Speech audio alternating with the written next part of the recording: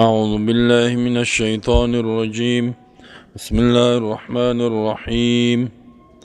وكتبنا عليهم فيها أن النفس بالنفس والعين بالعين والأنف بالأنف والأذن بالأذن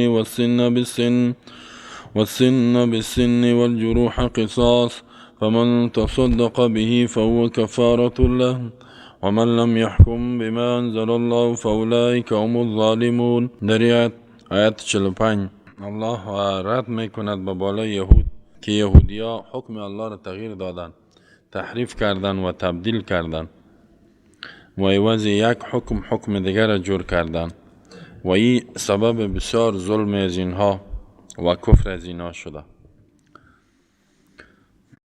در آیت قبلی الله گفت که تمام کتابای آسمانی خصوصا تورات روان کردیم برای ازی که در بین مردم فیصله بکند و با تابعدارش گفتیم که در تطبیق حکم تورات از ما بترسین، دنیا را و موقف و منصب و یار انتخاب نکنین که حکم الله را تغییر بتین و هر کسی که حکم نکند با آنچه که الله نازل کرده او کافر میشه.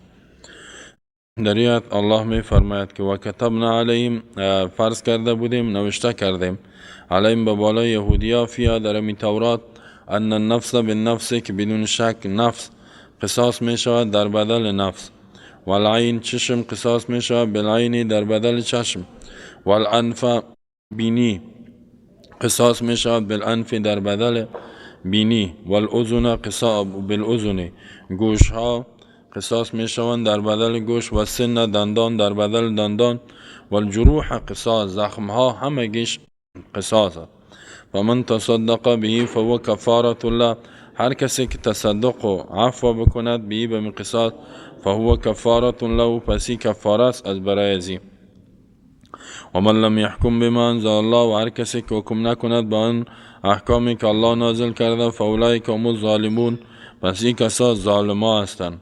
یهودیا در تورات حکم الله همی بود که اگر کسی را میکشه عمدن و دلایل موجوده، شواهد است، او قصاص شوه، فرق در بین مالدار و غریب نشوه که سرمایه دار است غریبه، و همی قسم فرق در بین نسب بالا و نسب پایین نشوه. ولی این بیدینای یهودیا تغییر داده بودن این حکم الله را. اگر یک کسی سرمایه دار می بود دیگه غریب، با بالای غریب حکم قصاص جاری میکردن، با بالای سرمایه دار دیت و یگام کارهای دیگه میکردن، روش سیاه میکردن، یگام زجر و تعذیر میدادن. و مفسرین میگه که دو قبیله در اونجا بود، بنو نذیر بنو قریظه. اینا بنو نذیر برتریت داده بودن نسبت به بنو قریظه. اگر یک قریظی میکشت بنی نذیر با زور قصاص میکنن، ولی اگر بنو نذیر میکشت قریظی را باز قصاص نمیکنن بنو نذیر، این را به دیت میگفتن بته، در حالی که حکم دیت در تورات وجود نداشت. حالی هم اینمی حکم وجود داره که می تو یک تغییرات میاره، سرمایه دار و پولدار و زوردار، این صفت یهود بوده. و دیگه ای که اگر بنو قریظه بنو نذیر میکشت، حتی 2 نفر از او را قصاص میکردن، میگفتن توی یک قوم کلان کشتی، باید 2 دانه تان مجازات شود. و پس یکی در تطبیق حکم تغییرات آورده بودن، تبدیل کردن حکم الله را و این سبب کفر ظلمشان شده. و دیگه ای که در تغییر خود حکم که دیت وجود نداشت، یک چیز دیگر از پیش خود زیاد کردن که دیت اضافه کرده.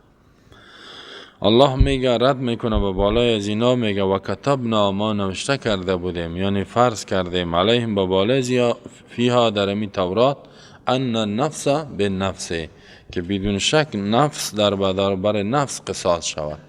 نفس در برابر نفس، یعنی اگر مرد میکشه مالدار غریب مالداره، شریف النسب ضعیف النسب میکشه، ای قصاص. زن مرد یا مرد زن، مرد و زن در اینجا برابر است. این حکم در دین و آیین ما و شما هم است که نفس در برابر نفس است، مالدار اینا فرق نداره، به خاطر که شرای من قبلنا احکامی که در امتهای سابقه تیر شده این شرای ما هم است، مادامی که انکار نشده باشه در اسلام انکار نشده بلکه تایید شده. الله میفرماید یا ایها الذین آمنوا کتب علیکم القصاص فی القتل، قصاص با بالای شما هم فرض شده است. پس این حکم با بالای ما هم. والعین بالعین، نوشته کردیم ما با بالای زینا چشم در برابر چشم. اگر کس چشم کسی را کشید کور که چشمش کور شود یا کشیده شود، همین تو قصاص می شود که دیگه ای کار نکنه. حالا خود چشمش میکشه، هیچ یک دانه گوسفند میاره میگه بری بیار یک گوسفند بته خلاص. یعنی او که عفو نکرد بعد حال حکومت نیست، دولت اسلامی وجود ندارد که اسلام تطبیق کنه. نامش هست اسلامی هستم میگه خلاص. والانف بالانف، انف بینی در برابر بینی. کسی بینی یک تار زد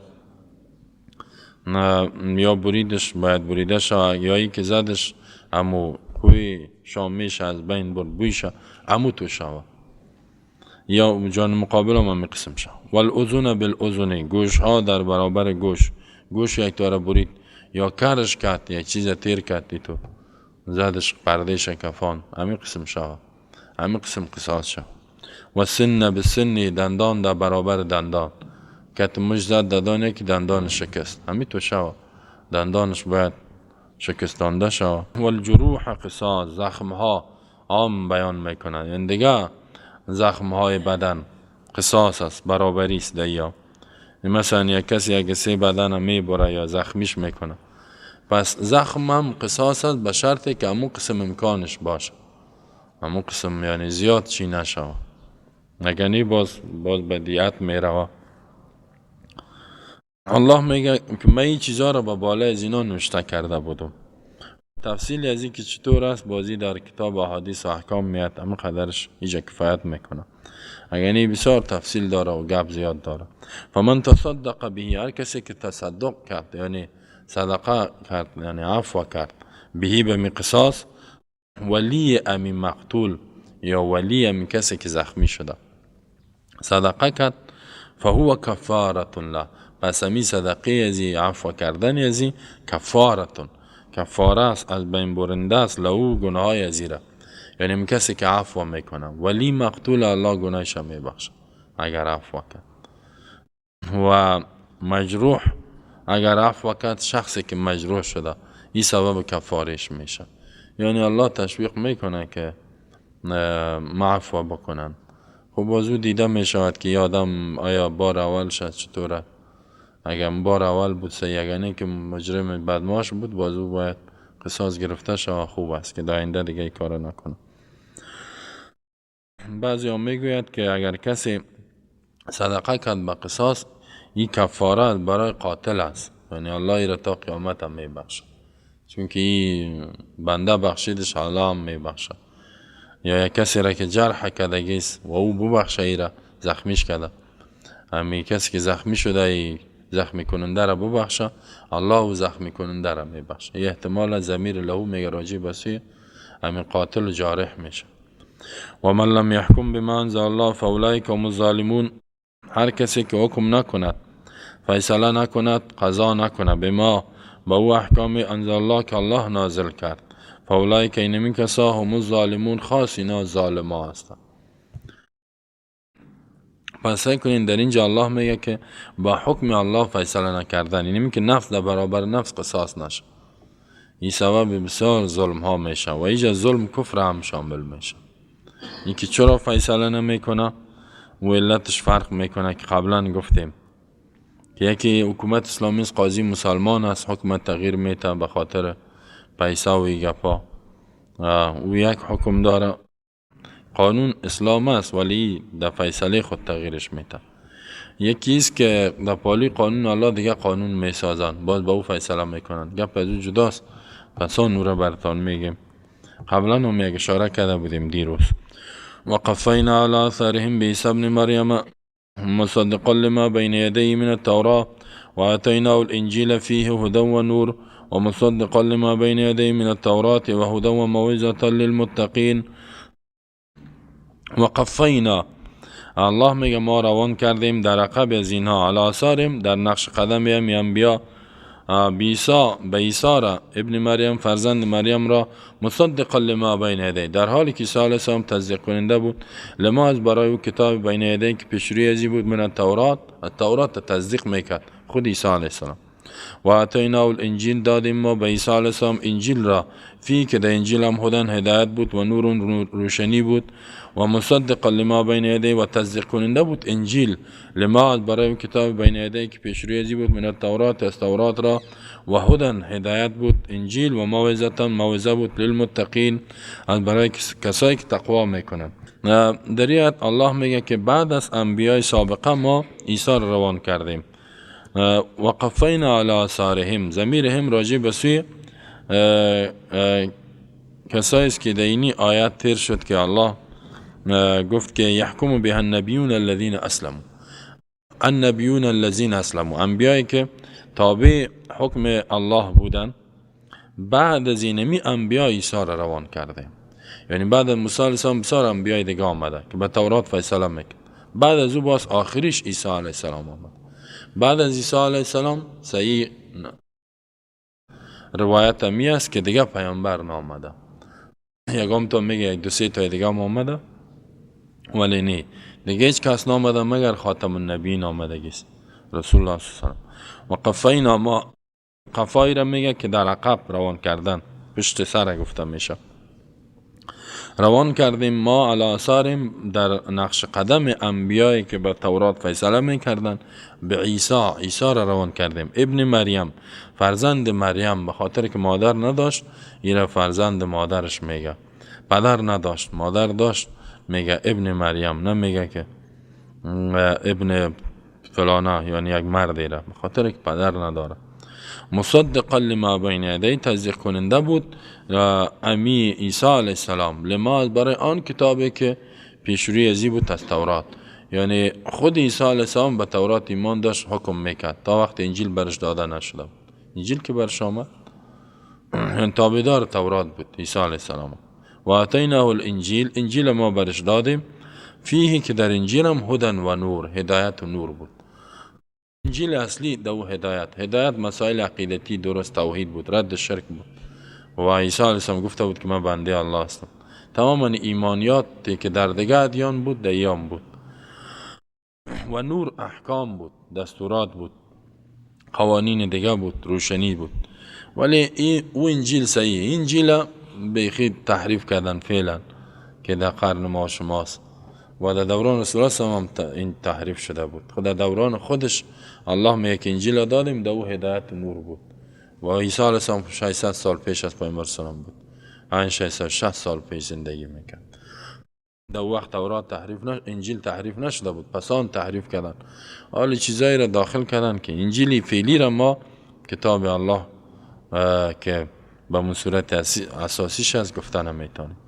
و مصدقا لما بین یدیه من التورات، و تصدیق کننده بود امی انجیل لما برای آن کتاب بین یدیه که پیشروی بود من التورات از تورات، یعنی آنچه که در تورات بود از اصول عقیده او را تصدیق میکرد، موافق همو بود. و هدن هدایت بود. هدایت دوم به معنای عزیز بعضی ها فرق کرده که هدایت اول به معنای راهنمایی کردن، هدایت دوم یعنی به هدف رساننده بود، راه زندگی را به او مردم نشان داده بود. و موعظه یعنی منع کننده بود از معاصی و گناه ها، زجر دهنده بود، یعنی احکام منهی نهی کننده هم بود که اینی کارا را کفر نکنین، شرک نکنین، زنا نکنین، ظلم نکنین. للمتقین، از برای کسایی که تقوا دارن، کسی که میخواه متقی شود در انجیل وعظ بود که ایرا به تقوا میرسانی. وليحكم أهل الإنجيل بما أنزل الله فيه ومن لم يحكم بما أنزل الله فأولئك هم الفاسقون. دریات الله میگه ما حکم کردیم و گفتیم که و قلنا ولیحکم، حکم بکند اهل الانجیل، اهل انجیل، کسایی که به انجیل ایمان دارن، بما انزل الله فی، با او احکامی که الله در انجیل نازل کرده. یعنی انجیل هم برای ازمی فیصله نازل شده بود، بعد دیگه چیز نازل نشده بود که و از او قسم بخورن دیگه کارا را بکنن. و من لم یحکم بما انزل الله، و گفتیم ما کسی که فیصله و قضا نکرد با آنچه که الله نازل کردگی است یعنی انجیل، فاولئک هم الفاسقون، اینا فاسق هستند. فسق خروج از حکم الله را میگه، بیرون شدن، نافرمانی، و این به صورت کاملش کفر است یعنی کافر میشه، و به صورت غیر کاملش فسق گناه بزرگ است. سعی کنین، الله میگه انجیل هم به می خاطر نازل شده بود که قضا بکنه در زندگی مردم، فیصله کنه، نظام قوانینی که در وحی شده تطبیق شوه. بر اونام حکم کردیم که الانجیل باید با آنچه که هست حکم کنه، از پیش خود از خواهشات خود ریسفیدی و گپا و رواج ای گپا را بانه، و هر کسی که حکم نکرد با آنچه که الله نازل کرده ای فاسق میشه. خب سعی کنین، الله در این 3 آیت اول گفت که ومن لم يحكم بما انزل الله فاولئک هم الکافرون، ومن لم يحكم بما انزل الله فاولئک هم الظالمون، ومن لم يحكم بما انزل الله فاولئک هم الفاسقون. یعنی ظالم است، کافر است، فاسق است. چون که در اول مسئله ایمانیات بود، الله او را مناسبش گفت کسی که حکم نکرد به منزله و کافر میشه. در دوم مسئله قصاص است، تجاوز در حق انسان است.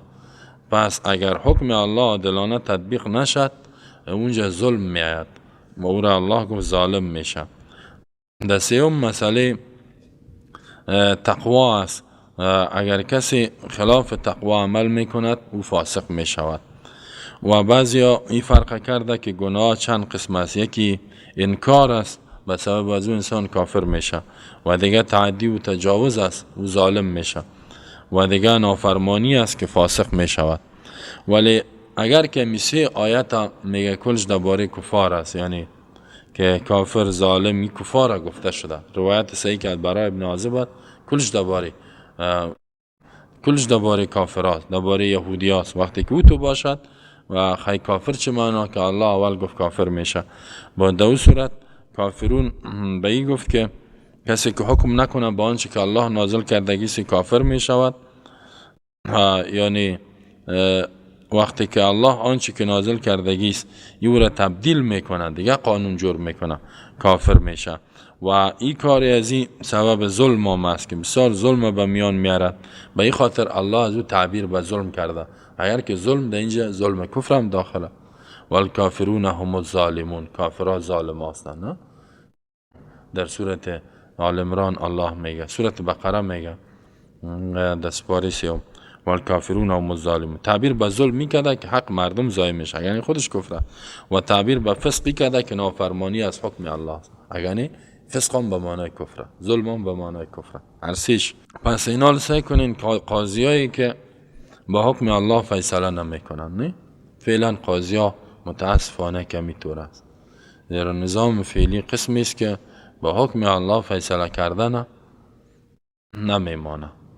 همین تو یک سیستم جور کرده که و نه بعد امده مصر نشته کرده که اگه حدود بود مطابق فقه حنفی، ولی هیچ کسی فقه حنفی را مانده دیگه. او را میزنن از حد میکشن میبرندش ده دیگه گپا، میگه یک شک و شبه پیدا شد، از پیش خود یک چیز میکشن.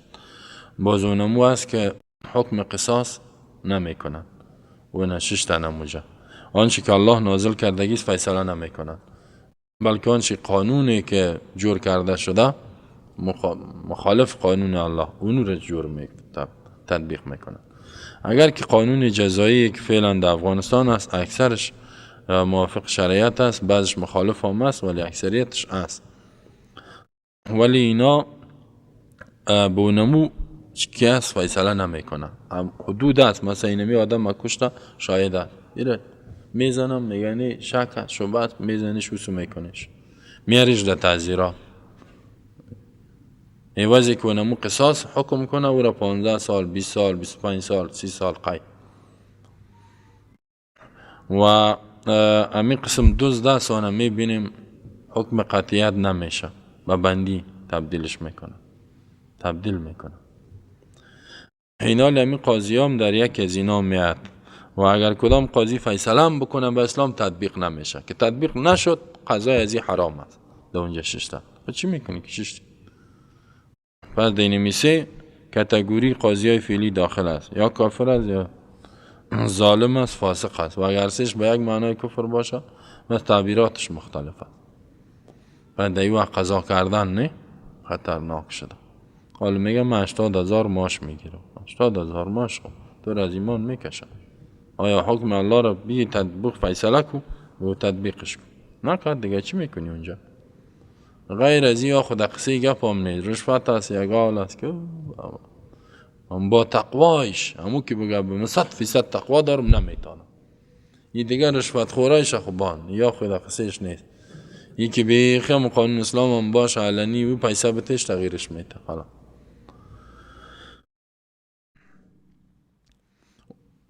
یک گپ دیگه هم هست باز که یک فتوا را ابن کثیر گفته او را دفع حکم الجاهلیت یبغون بیان میکنه.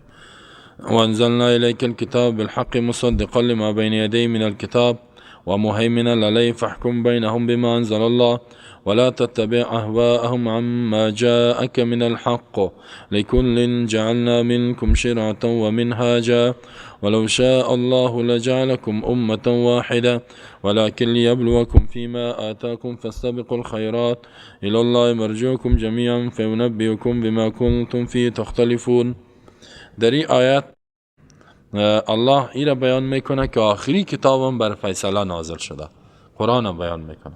تورات برای چی نازل شد؟ برای از اینکه حاکم باشد، حکمش تطبیق. انجیل هم به می خاطر آخری کتاب که دیگه کتابا رو منسوخ کرد به می خاطر نازل شده که فیصله کند در بین مردم، قضا به این شود مردم قانون زندگی خدا نه ازی بگیرن، قضاوت فقط به قرآن بکنن، به دیگه چیز نه، به دیگه قانون نه. و انزلنا نازل کردیم ما الیک به توی پیامبر الکتاب کتاب را قرآنت بالحق که متلبس است به حق، یعنی در این حق وجود دارد، صادق است و راست است. مصدقا لما بین یدیه در حالی که تصدیق کننده است از برای کتابی که پیشرویزی است من الکتاب از کتاب ها تورات انجیل تصدیق میکنه. و مهیمنا علیه و مهیمن یعنی شاهد است به بالای کتاب های سابقه و دیگه ای که حاکم است و نگهبان است، امین است. فحکم بینهم بما انزل الله حکم میکو در بین از اینا یهود نصارا و مسلمانا بما انزل الله با آنچه که الله نازل کرده قرآن. ولا تتبع اهواهم تابعداری خواهشاتشان نکنی. اینا بعضی قوانین از خواهشات خود جور کردن، نظریات خود، پارلمان و شورایشان بیدینا جور کردن. تابعداری نکنی اما جاءک در حالی که اعراض بکنی از آن احکامی که به تو آمده من الحق از حق آمده. حق یعنی وحی قرآن میمونی دیگه سمیری وش کده باشی کار نکنی. لکل جعلنا منکم شرعة و منهاجا از برای هر یکی از شما انسان ها امت ها جعلنا گردانیدیم منکم شما شرعة یک احکام و دستورات روشن و منهاجا و راه بسیار وسیع. ولو شاء الله لجعلكم امه واحده اگر الله میخواست شما را میگردانید یک امت واحد میشدین، کلگی را عقیده توفیق میداد که یک عقیده را قبول میکردن. لیکن الله مانده که مختلف باشین. چرا؟ لیبلوکم تا که امتحان کنه شما را فیما آتاکم در آن احکامی که برتان داده و در آن نعمتایی که برتان داده. فاستبقوا الخیرات پس سبقت کنین، مسابقه بکنین در انجام نیکی ها، در انجام فرایض واجبات مستحبات مسابقه کنین، یکی دیگه پیشی بگیرین. ببینین او چقدر با الله اطاعت بندگی میکنه، تو از او کده ایتو مسابقه در نیکی ها باشه. الی الله مرجعکم خاص به طرف الله بازگشت شما، یعنی اعمال شما ضایع نمیشه همگیتان. فینبئکم خبر میده الله شما را بما کنتم با او چیزایی که بودین شما فی در او تختلفون اختلاف میکردین. بعضی تا میگه یک قصی باطل است، الله در روز قیامت خبر میده که چی حق است و چی باطل است. مثلا مسیحا میگه ما حق هستیم، یهود میگه ما حق هستیم، هندو میگه ما حق هستیم، زردشت میگه ما هستیم، مسلمان ها میگه ما و کتاب دلیل دارن و هم دلایل باطل خدا را پیش میکنن. در روز قیامت الله خبر میده که حق کی بود و کی است و باطل پرستا را جزا میده. و انزلنا نازل کردیم ما الله میگه الیک به تو الکتاب قرآن، یعنی آخری کتاب آمده دیگه. حال فیصله تو با او کتابای دیگه نمیکنی، فیصله تو با این کتاب است. خلاص او کتابا هر چی که بود حکمش خلاص شد. بالحق که متلبس است به حق یعنی راست است، باطل نیست. یا بای سببی است یعنی به سبب اظهار حق قرآن آمده که حق ظاهر شود و تطبیق شود. مصدقا یکی از صفات قرآن چیست؟ منزل است، انزلنا. دیگهش مصدقا تصدیق میکند لما بین یدیه من الکتاب، او کتابایی که پیش از تیر شده، تورات انجیل تصدیق میکنه. تصدیق چی؟ یعنی اصول ایمانی که دو است، اصول ایمان، عقیده توحید، رد شرک، ایمان به ملائکه و کتابهای آسمانی، قضا و قدر و قیامت، انبیا، همه انبیا دو هم است. دیام وقتی که دیام بود پس این موافقت کرد با آنچه که اصول ایمان دو است، تصدیق به معنای موافقت. و دیگه ای که صفات رسول الله صلی الله علیه و آله در اونجا ذکر شده بود که ایتو و آخری پیامبر میاد این وقتی که آخری پیامبر الله روان کرد پس قرآن تصدیق کرد آن مسائلی را که در تورات انجیل بود. اگه این نمی آمد آخری پیامبر بازو تصدیق نمیشد. قرآن تصدیق کرد کتاب سابقه را. کتاب جنس است، تورات انجیل شامل میشه.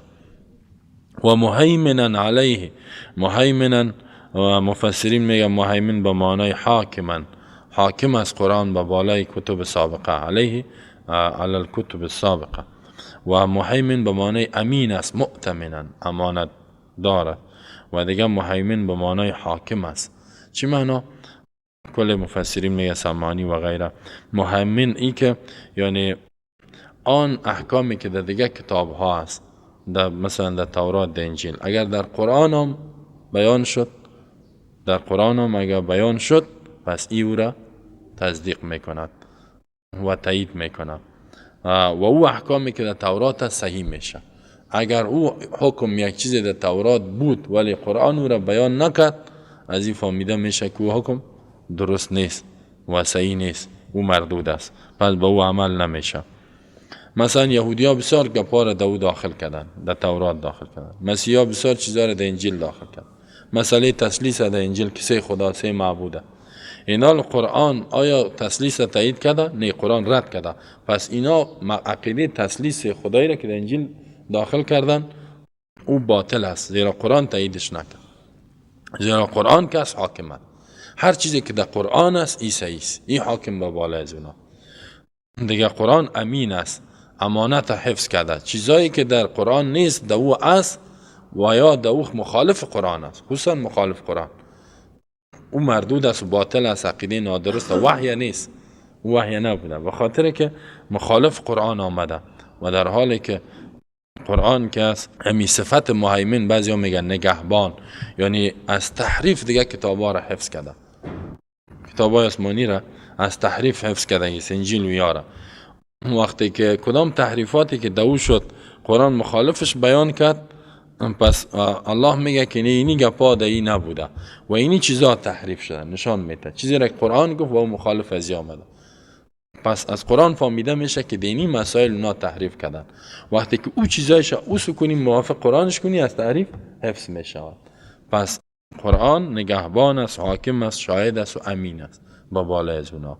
وقتی که با بالای کتب آسمانی است پس اینال اگر یک کسی کتاب دیگه نوشته میکنه، حالا بسیار نویسنده و گپاز یا شاعرها شعر میگن، نه نویسنده هستن، مثلا حافظ شیرازی است و مثنوی است و بیدل است و بستان سعدی است و همینطور دیگه سیکولرها کتابا نوشته میکنن که دورنمای اسلام و فقه سیاسی اسلام و غیره گفته برو، نوشته کرده برو، نه قرضاوی نوشته میکنه و محمد عبدو و محمود شلتوت و فلان فلان، رشید رضا، اینقدر علما از فعلا نوشته کرده میرن کتابای مختلف.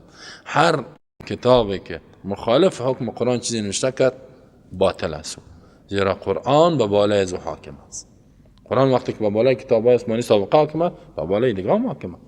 یکم تو میگه دکتر صاحب فلانی این تو گفته در کتاب خود، قرآن چی میگه؟ قرآن ردش کرده. خب این دکتر چطور میشه؟ این دکتر یک آدم الهی است، دکتر چطور میشه؟ دکتر یک آدم دموکرات است، تحت تاثیر نظام سکولارستی و نظام‌های کفری قرار گرفت، یک چیز نوشته کرد. مثلا دکتر عبدالکریم سروش، یک ایرانی بود، شیعه بود، پس آن شیعه را میلان کرد، مرتد به شیعه شد، رفت نه سنی شد نه دیگه، بیخی سیکولار شد. حالا کتاب نوشته کرده صراط های مستقیم، صراط های مستقیم. یا مستقیم یک تا نیست، چند تا.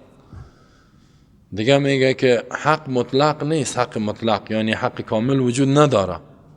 اسلام میگه حق است نسبی به نسبت به یهودیت و نصرانیت. یهودیت هم حق است به نسبت به این دو. مسیحیت هم حق است به نسبت به این سه. هندویسم هم حق است به نسبت به این. پس ما میگه باطل مطلق وجود نداره و حق مطلق هم. حق اگه هستی نسبی استی، کامل خدا نگو. و قرآن حق کامل است نمیگه. اینه دکتر صاحب عبدالکریم سروش چندین جایزه در اروپا و در آلمان و در لندن گرفته.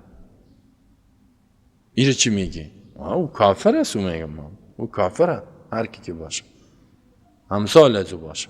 کسی که مخالف قرآن گفت صراط های مستقیم، قرآن حق کامل است، نسبی گفتیش کافر هستی. یهودیت حق گفتی کافر هستی.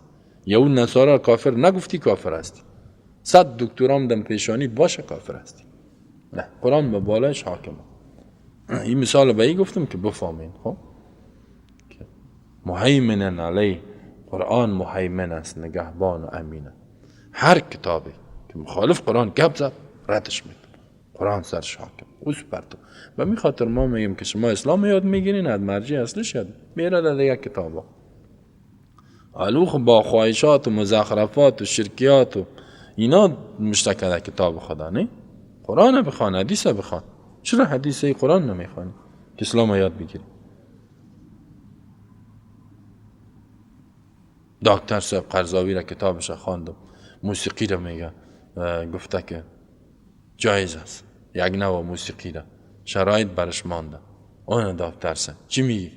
رئیس جمعیت علمای کل جهان اسلام. تو میفهمی یا او؟ تو میفهمی یا او؟ حالا در کجا زندگی میکنه؟ در کشور قطر. در این وقت یک کسی اگر حق صحیح بیان کنه رئیس هم میشه. و قطر خودش هم پیمان کفار غربی هست. معاون مدیر هم نمیشه. حق بیان کنی و رئیس شوی و تا که باطل نگویی سیسو نکنی نمیشه. موسیقی را میگی تو، هنرها را میگی تو، دموکراسی را تایید کرده که میگه مثل شاهد است، مثل چیه؟ دموکراسی را تایید کرده، انتخابات را تایید کرده، انتخابات دموکراسی را. سایکو میگه نگوین این سایکو چقدر کلان عالمه. بیا دکتر کتابای دکتر صاحب قرضاوی را بخوان. یک وقت من سر موسیقی با بالایش رد کردم، چند تا محصلین آمدن که ما هواخواهان قرضاوی صاحب هستیم، شما ای را رد کردین، بالای مردم بی باور شده جوانا. میگه سایکو با بالای ازی رد شد، چندان عالمی نبوده، فکر جوانا را مخشوش کردین، چطور میشه؟ من گفتم میخوایم که مخشوش شود. حالی خوب پیامبره، هواخواهان قرآن باش، هواخواه رسول الله سام باش. هواخواه یک آدمی قرن 21 در زیر فتنه زندگی میکنه، پر از فتنه ها. هواخواه از اون نباش، هواخواهان نشسته. چیزایی اون میگه که فتوای میته که حلال و حرام، در حلال و حرام خود حلال و حرام کرده، حرام و حلال کرده. کسی حلال و حرام که حرام و حلال، اون را که بخوانی بیخی میگی در بتم این کتابه. خب این قجگر خون میشی میگی درش بتم این چی کتاب؟ احادیث بخاری و اما صحیح احادیث رد کرده میره یک تایی که یک نظر داده مخالف قرآن حدیث، یک مجتهد اجتهاد کرد مثل ابن حزم یا غیره، نظر و نموره میاره این فلانی این تو گفت. مقصد یک نظر پیدا میکنه که مطابق همی خواسته های غرب امروز باشه. او نموره اینی مولوی صاحب هم تو گفته، تنها من نگفته. یک نفر که خود یک جای میکنه در فتوای خود، تنها نمی باشه. اگر تنها باشه باید میوید تو تنها گپ زدی. اینه میگه یک دیگه هم کنتی من از علمای سابقه ای نیست، از این قرن خودم هستم دوای اجتهاد میکنه. برو اگر مجتهد هم باشه، المجتهد یخطئ و یصیب، خطا میکنه. و اگر حق پرست باشی خب، ولی خواهشات تابع خواهشات است. فتوای داده که دیگه شه گفتن هم میشه. خب بعضی فتوایش هیچ گفتن هم میشه. گفتی هم ابو هریره رضی الله عنه و بعضی مسائل گفتن هم میشه. نه اگر بگم یه حلقوم بریده میشه. ای تو گپای میزنه والله که بسیار خطرناک. و مهیمنا علی مهیمن، نگهبان، امین شاهد حاکم. هر گپی که در دیگه کتاب در قرآن است، دیگه هر کتاب مخالف ازش مردود است. قرآن واقعا که بهترین کتاب. و می خاطر رسول الله هم گفت بعد از مرگ ما به بالای شما چی را ماندم؟ ترکت فیکم امرین لن تضلوا، هرگز گمراه نمیشین ما ان تمسکتم بهم، مادامی که به این چنگ بزن. واقعا این بیخی تثبیت شده، این فتنه ما میبینه، کسی به این چنگ زده گمراه نمیشه. کتاب الله و سنت رسولی، سنت پیامبر. نگفته که کتاب فلانی و کتاب فلانی خان قرضاوی صاحب به این چنگ بزن، نه، کتاب الله رو چنگ. فحکم. خوب هر وقتی که قرآن منزل است، مصدق است، مهیمن است، برای چی نازل شده؟ حالا میگه تلاوت بیارین قاری صاحبار است، بخته فروشی فاتحه است. نه، فحکم بینهم، حکم بکو در بینشان، حکم قضا بکو، فیصله کو، بما انزل الله، با آنچه که الله نازل کرده. ضمیر هم راجع به سوی یهود، نصارا، مسلمان کلش شامله. حکم کو، امر است، فرض است که به این حکم شو. ولا تتبع اهواءهم، آنچه که ما میگن او چطور میشه، الله میگه او خواهشاته، تابعداری خواهشات ازش کمش برآمده، ایره نکنی. امیالی امریکایی نه خواهشاتشان سود حلال کردن، امی اروپایی ها کلش پارلمانایش سود حلال کردن، زنا رو حلال کردن. میگه برزا باشه 18 رو پورا کرده باشه برو خیره. دیگه قمار حلال کردن. خب کشتن مسلمان ها رو حلال دانستن، از قرآن منکر هستن، از اسلام منکر هستن، از تمام کتب آسمانی منکر هستن. این تو کافر هستن. دعوای مسیحیت هم میکنن ولی چیزای همجنسگرایی سخت جنین که انجیل خودشان، همین انجیل که تعریف هم شده او را تحریم کرده. همین انجیل تحریف شده قبولش نداره. همجنسگرایی را، مرد با مرد ازدواج کو، زن با زن. ای قانون حیوان هم نمیپذیره. هم بدترینش بیعقلش میگه خر است، همو بدترینش خنزیر است، نمیپذیره. و این خواهشات سعی کنین این را وش کده باشی، خواهشات از این بیدینای کافرا، این قبض میه نفرت. ولی افسوس به آدم ها میگه دوستای بین المللی، قوانین بین المللی، جزای بین الملل، حقوق. بعضی ها که حقوق درس میته، یک وقت امریکایی ها بمبارد میکنن مسلمان ها را، چی میگه؟ امریکایی ها در افغانستان حقوقا حق دارن که بمباردمان بکنن، حقوقا. الله کتی حقوق در جهنم روانت کنه، تو کافر بیدینه. حقوقا میگه حق دارن، همین تو میگه. حقوق سیاسی نه، حقوق علوم سیاسی. مولوی باز میگه دعا کنین عمرش در خدمت علم تیر شده. چی را درس داده؟ حقوق و علوم سیاسی را. هر کسی که بگه کدام پانزه میخوانی، حقوق. تو بام بخوانه حقوق که نه. حقوق چی هست؟ یک حق اسلام ها بیان نمیکنه، کلش حقوق کفری است. حالا خب گپ زدن نمیمانی. همین پانزه حقوق جور شده به می که مردم ایسو ببره، می طرف بریم بین کجا میرین برای مستقیم، نه بیا ایسو بریم، شریعت خراب. ولا تتبع اهواءهم، تابعداری خواهشاتشان نکنی. اما جاءک من الحق، اینجا مورزن، در حالی که اعراض میکنی، این متضمن اعراض از آن احکامی که آمده تو را من الحق، حق میمانی و اوسو میری. حق وجود داره، این را میمانی و اوسو میری، مشکل نباشه. اصل پیامبر خطاب ما را او خو نمیکنه، رسول الله او خو نمیکرد، نه امت میگه کشکده باشه، او را میگه که تو کشکده باشی. ولو شاء ولكل جعلنا منكم شرعة ومنهاجا. در اینجا دو تفسیر از مفسرین نقل شده. لكل جعلنا، یکی جواب یک شبهه است، یک سوال است، وهم. سوالی تو پیدا میشه که قرآن میگه مصدق است، تصدیق کننده است از برای کتابای سابقه، در حالی که در احکام کتابای سابقه با قرآن فرق داد. تورات یک نوع، احکام انجیل دیگه نوع و قرآن دیگه نوع. هیچ قسم تصدیق کرد. الله میگه لکل، از برای هر یک امت جعلنا ما گردانیدیم، منکم از شما شرعتا، احکام قوانین، و منهاجا، راه واضح. یعنی در قوانین فرق بود، در اصول عقیده فرقی وجود نداشت. و در قوانین فرق، اینا فرق در قوانین دستورات، این بعضی از او تعبیر به فروعات کرده و جزئیات، در این چیزا فرق کردن این منافی تصدیق نیست. تصدیق کرده، اصلش تصدیق کرده است، ولی قوانینش فرق میکنه.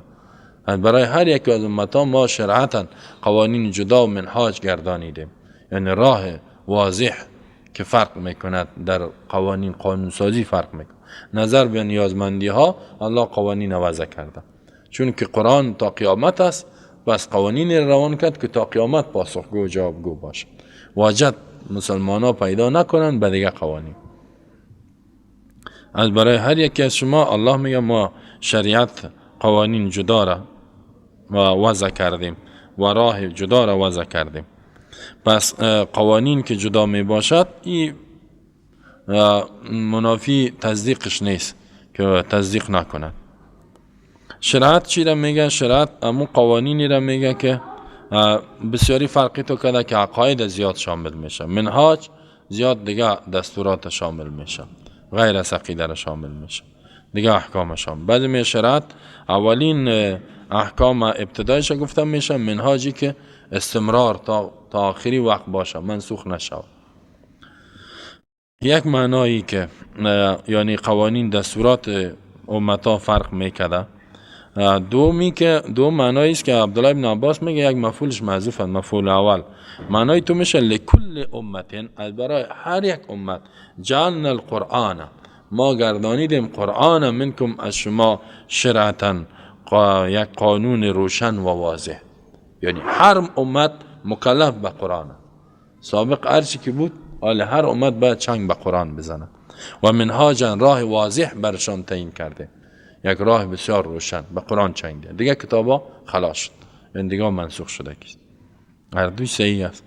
ولو شاء الله لجعلکم امه واحده، اگر الله میخواست لجعلکم میگردانی شما را یک امت. اینجا الله میگه اگر ما میخواستم کل ایمان میآورد، اگر اراده میکردیم، باز ایمان جبری است، کل اگر سرش فشار میآورد یا قسم میکردیم که مؤمن میشدن، کل ایتان یک امت میشدین. لیکن الله اختیار بر خودتان داده، راه را واضح کرده، اختیار داده که با اینی احکام است عمل کنید. هدف از این چی است؟ اختیار به ما داده لیبلوکم، تا اینکه امتحان کنه شما را فی ما آتاکم، بانچ که برتان میته. یا احکام مختلف کرد که امتحانتان میکنه. در انجیل یک نوع حکم، در تورات دیگه، در قرآن دیگه. آیا اطاعت میکنین یا نمیکنین؟ هدفی است، امتحان میکنه، حقیقتتان معلوم میکنه. چرا میکنه؟ زیرا الله اختیار دار، له ملک السماوات والارض. حکمت و فلسفهش همیست که اختیارات کائنات پیشه. خب شما چی کنین؟ فاستبقوا الخیرات، سبقت بکنین به خیرات. خیرات فرایض، واجبات، نیکی ها، مسابقه کنین. یعنی هر حکم الله را به تیزی انجام بدین. یکی با وقتش انجام بدین، درست انجام بدین و تیزی بکنین. یکی دیگه به نیکی. اگر خودت 5 وقت نماز قرآن یا میخواندی به اسلام کار میکنی، دیگه را ببین که چقدر میکنه. خدا کوشش که به درجه اعلی برسه. سبقت. خیرات دیگه هدفش همی صدقات نیست که الوا و گپا باشه. خب یکم مولای جاهل تحریف میکنه، ایران میگه دعوت هستیم، الله میگه فاستبقوا الخیرات، زود بدوین خیرات، نان برنج مانده، نه خیرات بخورین. تیز طرف خیرات میرن. خب خیرات فارسی نه، این خیرات عربی است. عربی که از به معنای نیکی ها، فرایض، واجبات این انجام بدین. و خیرات نه که گوشت پلو یا حلوا را موجه جور کردگی تیز طرف خانه مردم میده. ولی اکثر مولا هم تو شدن. خب فرایض واجبات ماندن، پشت خیرات ها میدن. الی الله مرجعکم جمیعا، بخواست به طرف الله بازگشت شماست همگی تا. یعنی پیش من میین، این اعمالتان ضایع نمیشه. فینبئکم بما کنتم فیه تختلفون، خبر میده شما را الله با آنچه که اختلاف کردین. اون میگه تورات قص، اون میگه انجیل، اون میگه وأن احكم بينهم بما أنزل الله ولا تتبع أهواءهم واحذرهم أن يفتنوك عن بعض ما أنزل الله إليك فإن تولوا فاعلم أنما يريد الله أن يصيبهم ببعض ذنوبهم وإن كثيرا من الناس لفاسقون. وأن احكم حكم فیصله بکو ای پیامبر بینهم در بین جنا بما انزل الله با آنچه که الله نازل کرده، ولا تتبع اهواهم تابعداری خواهشاتشان نکو، واحذرهم خدا نگاه کو، بیدار باش، هوشیار باش، ان یفتنوک، اینکه بگردانند تو را، عن بعض ما انزل الله الیک، از بعضی احکامی که الله به تو نازل کرده بیدار باشی که از بعضی احکام تو را نگردانند. فان تولوا، اگر اعراض کردن، فعلا بدان انما یرید الله، یقینا الله اراده داره، ایصیبهم، این که برساند به اینها به بعض ذنوبهم، به بعض گناهشان، چی را؟ عذاب بتشان، به بعض گناه. و ان کثیرا من الناس لفاسقون، بدون شک بسیاری از انسان ها فاسقا و کافر هستند. ان احکم بینهم بما انزل الله، این عطف به بالای بالحق. و انزلنا الیک الکتاب بالحق، ما کتاب نازل کردیم به تو به حق، و دیگه بچی؟ و به این نازل کردیم که ان احکم، حکم بکن. قرآن به حق نازل شده و به این خاطر نازل شده که فیصله شو، حکم شو. مثل که در سورت النساء ما و شما خواندیم ان انزلنا الیک الکتاب بالحق لتحکم بین الناس، تا که فیصله شو، قانونش، تا که این حاکم نشده. حال ملا را ببینی حال بر تحکیم قرآن کار کنه، به این کار نمیکنه. غیر میگن تلاوت بکنین، ختم بکنین. قاری صاحبا 5 دانه است پیش ما، 5 سپاره، 6 سپاره میخوانیم، غیر از به ختم کنین. قسم که میته بیا دستبان سر قرآن، این میگه سر قرآن کشش کن. مرده بیار قرآن بان که قیمت ازیر دنیا و مافیا نداره، در اسقاط دور 3 دفعه دور میده. قرآن را توضیح کنین به قاری صاحبا، اسقاط شابتین به قاری صاحبا. این فقط از قرآن تو چیز جور کرده. هیچ سر ازی که قرآن حکم کنه، قضا کنه، فیصله کنه، اکثریتش فکر نمیکنه. دو فکرش در دیگه چیز است. خب والله تو مولوی مولا را الله چی جزا میده؟ تو جاهل بدبخت، تو نمیفهمی که تو برای چی. تو میگی ما در مسند پیامبر ششتیم، الله پیامبر میگه نحکم، حکم بکن، قضا بکن. قضا خو بدون حکومت نمیشه، حکومت اسلامی را ایجاد کن. حالی حکومت میکنه یا نه؟ خود چرا کار نمیکنی؟ کجا به مردم گفتی که مسئولیت ماییه؟ حتی مردم خبر نداره. والله مردم نمیفهمه که قرآن فکر میکنم تلاوت کرده بریم خلاص. هر یگام توش مرا میگم ما دمای 2 دفعه ختم میکنم مولوی سه. بسیار یک افتخار هم میکنم، یک ریام میکنم، دو بار ختم میکنم. قرآن بل صرف ختم نامده، اون مستحب ختم کردن. ختم میکنی مستحب، فرض ماندی در مستحب ما کم کردی. قضا بکو و باز که اگر بگوی قانونش در زندگی تطبیق کردی، وای تو میکنه. این کار مولوی هست. مولوی ها را با کار دو چیز میگه، کار مام ختمه، کار مام ختم و فاتحه و امیگه پا. ولی حکم قضا خیکی بکنه، حکم کنین در بین ازیای پیامبر. خطاب بایست به همه امتت با آنچه که الله نازل کرده، یعنی از پیش دیگه قانون نوش کرده. ولا تتبع اهواهم، تابعداری خواهشاتشان نکنی.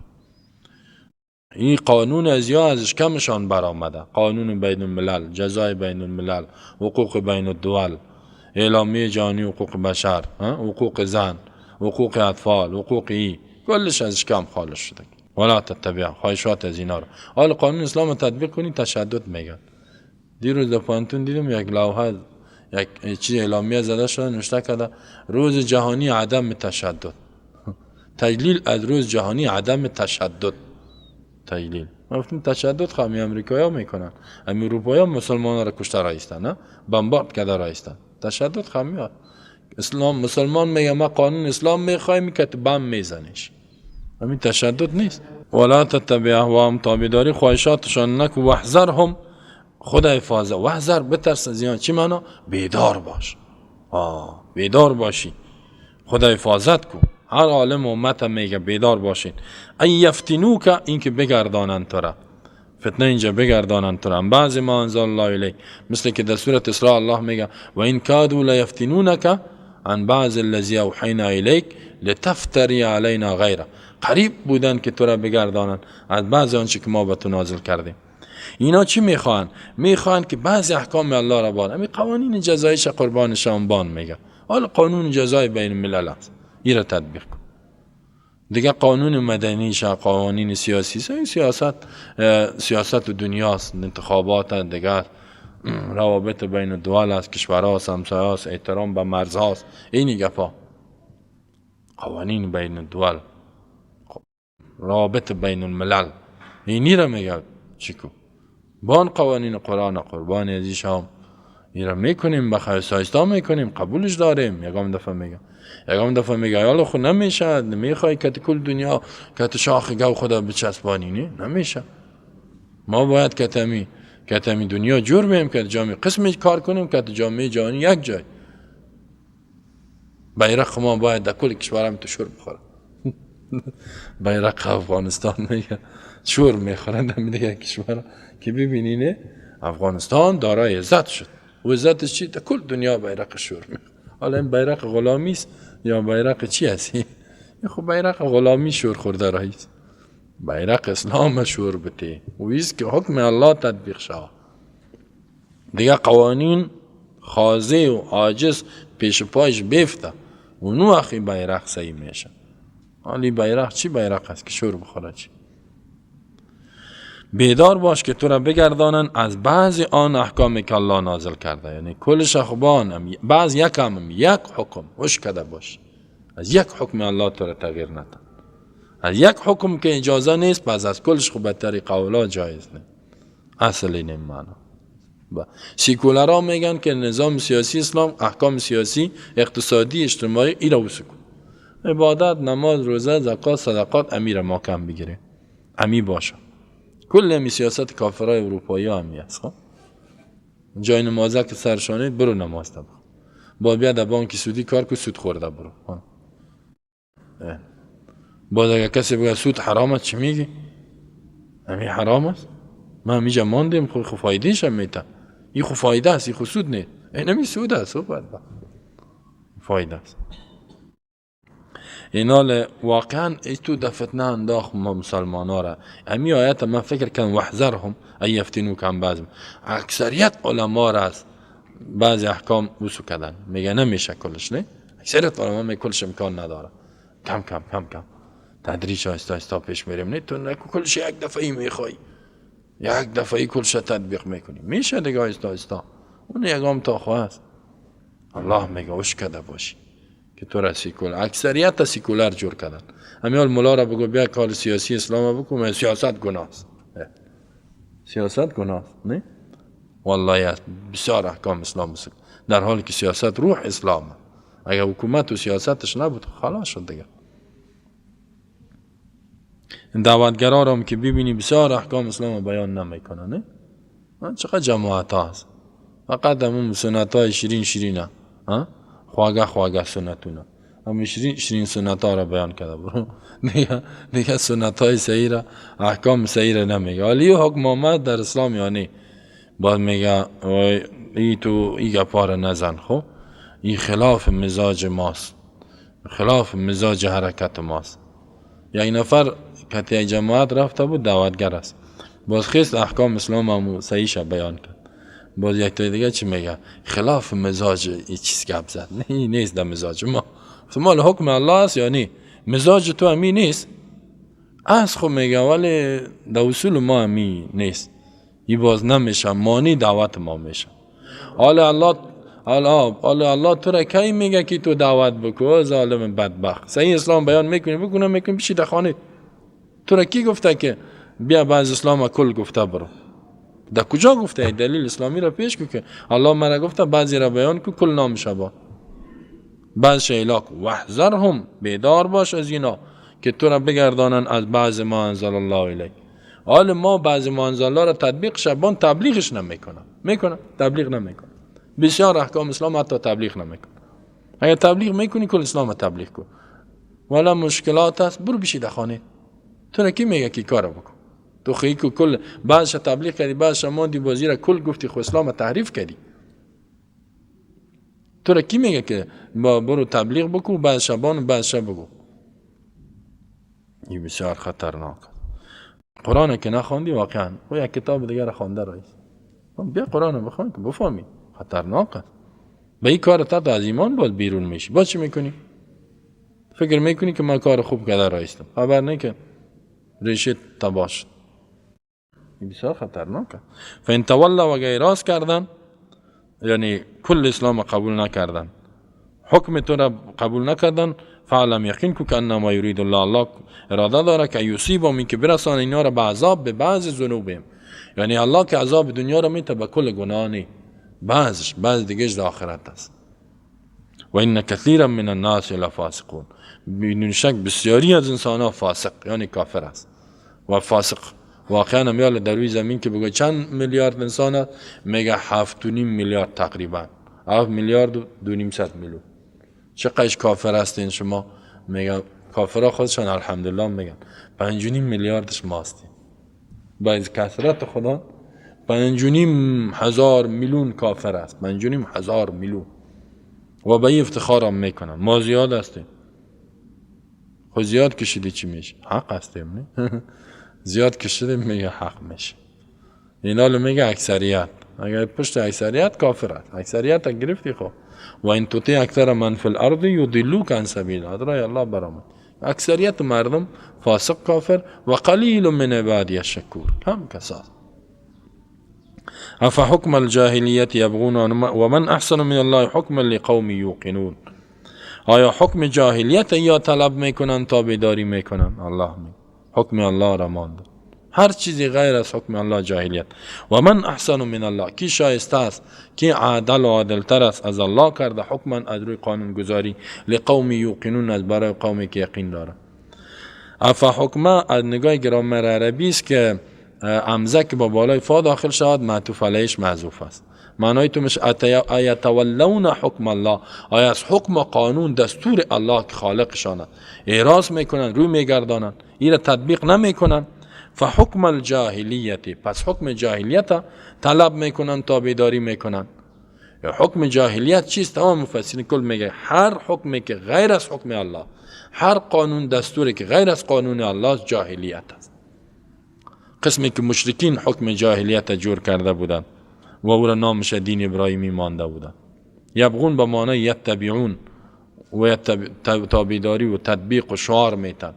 حکم جاهلیت شعار میتن، دموکراسی زنده باد دموکراسی، ما دموکراسی واقعی میخوایم، حقوق بین الملل میخوایم، چیق میزنن، شعار میتن. سعی کنین در اینجا علامه ابن کثیر در تفسیرش که بسیار معتبر است، جمله محدثین، یکی از تفسیری که در جهان اسلام شهرت داره، او میگه که مشرکین بسیار قوانین از پیش خود جور کرده بودن. میگه تاتارم وقتی که آمد کشورهای اسلامی را اشغال کرد، یک قانون مختلط از یهودیت، نصرانیت و قرآن جور کرد و بسیار احکام از خواهشات خودم داخل کرد، نامش یساق ما، یک کتاب جور کرد و قاضی ها را میگه به این فیصله کنین. بازی میگه و هم یقدمون حکم الچنگیز، حکم چنگیز از امو کتاب با کتاب الله و رسولش پیش میکرد. بعد میگه و من فعل ذلك منهم فهو کافر بالله یجب قتاله، کسی که کار کرد کافر است با الله، واجب است قتال کردن به امر. یعنی اگر یک کسی می قانون الله را تغییر میده دیگه قانون میسازه، این اکثریت علما میگن حکمش تکفیر است، کافر میشه. قانون دیگر را جور کرد، تبدیل کرد، حکم الله را دیگه جور کرد و به او فیصله کرد. ابن کثیر هم میگه کافر شده. و من احسن من الله، کیست شایسته و عادل از الله کرده از روی قانونگذاری، لقومی یوقنون، از برای قومی که یقین میکنه. قومی یوقنون به خاطر که منفعت ای استفاده میکنه. کسی قانون الله را من دیگه قانون جور کرد، مثل قانون خشونت علیه زنان، نو مادهش مخالف اسلام بود و قاضی ها میل از اون فیصله کرده رایست. مطابق قانون خشونت علیه زن تو را ما با شد مجازات یعنی 30 سال قید میکنیم یا محکوم به اعدام میسازیم. ولی را چند تا زنای بی حیا جور کرده، تو چطور حکم الله را میمانی؟ الله به ما شما از این فتنه ها ما را نجات بده و توفیق بده. کل اسلام عملی این مجلسی قرآن بود، این منظری رحمان بود.